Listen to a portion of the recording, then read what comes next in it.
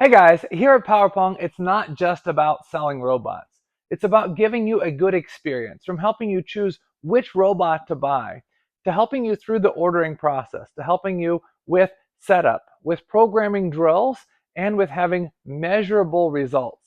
At the end of the day, we're not satisfied if you're not actually making progress in your game. And this progress is not just with drills, it's also in match play, in league play, and in important tournaments.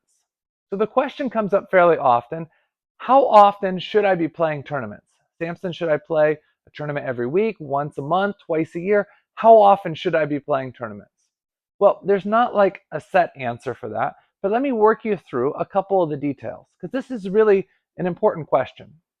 You see, if you don't play enough tournaments, you may be aimlessly practicing drills. Okay? You may be doing drills that you feel like are beneficial. You don't play a tournament for 6 months, then you play a tournament and you're like, man, okay, these things were all right, but I had all these deficits in my game. I didn't know that those were problems. Okay?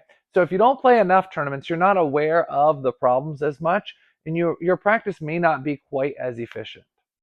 Now, on the other side, if you play too many tournaments, let's say you play 52 tournaments a year, you get all this knowledge, all this information on, I got to practice this, I got to practice this, I got to practice this, I got to practice this. But it's hard to actually get in those training sessions because maybe you need a day or two rest after the tournament. Then you play for a couple days, and then maybe you have a travel day to get to your next tournament. So you're really not getting in that many practice sessions because a lot of your time is spent either traveling or competing. So you get all this knowledge about what you need to practice, but you don't actually have the quality time to practice it. So what's the best blend? Well, I'm typically one for playing more tournaments. I would really suggest that you try to play a minimum of 2 tournaments a month if you can. I personally feel like it's motivating, it gives you a lot of information, yet it still gives you time to practice. However, if there's major changes you need to make in your game, maybe your footwork is incorrect, maybe your timing, your balance, positioning, something is incorrect, and you need to really make big changes with a coach.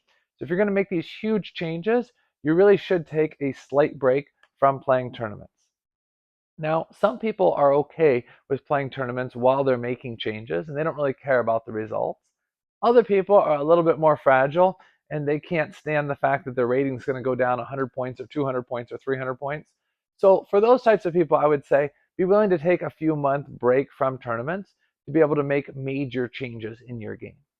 Now, one thing that some people go wrong with is they think that it's going to take too long to make the changes and they'll take like a 12-month gap from tournaments. Well, if you're on a 50-year timeline, that might work, but most people want to be able to gear up and play better within 2 years or 3 years.